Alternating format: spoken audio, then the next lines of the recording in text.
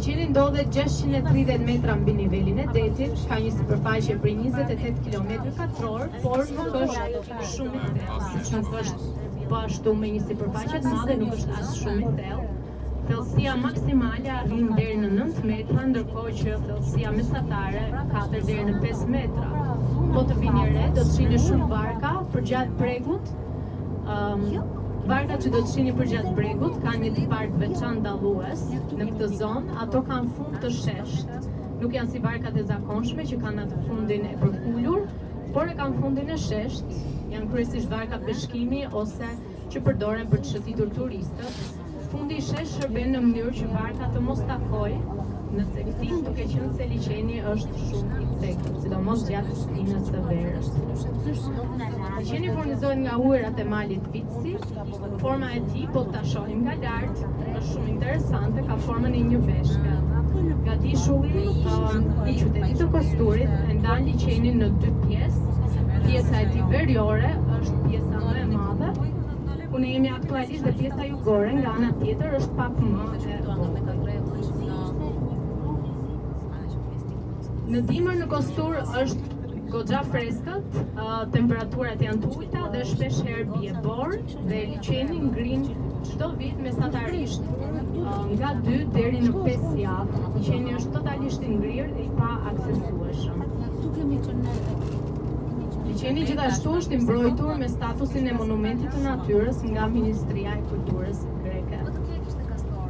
I mbrojtur nuk është vetëm liçeni në vetvete, por gjithashtu dhe flora dhe fauna e tij.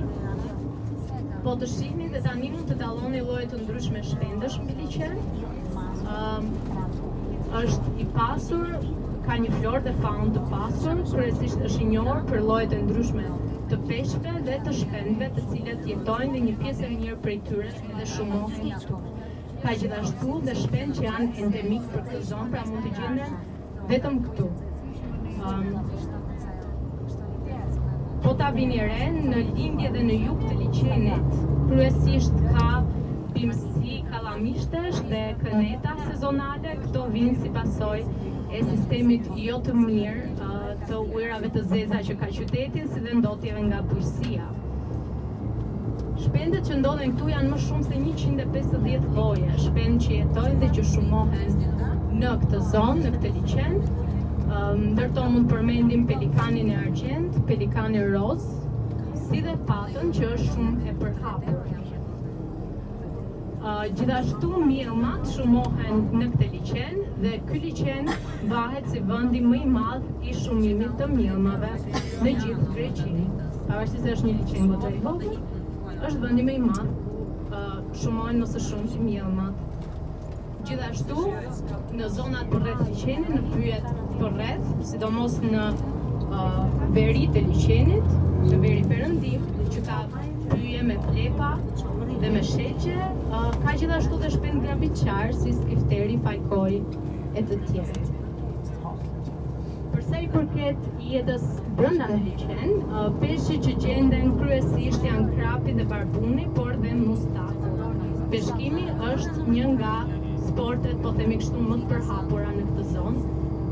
Gjithashtu do të këshilloja që gjatë kohës tuaj të lirë mund ta kaloni edhe duke bërë një xhiro me bark në liçen, është një aktivitet që mbetet në mendje. Ju faleminderit për vëmendje.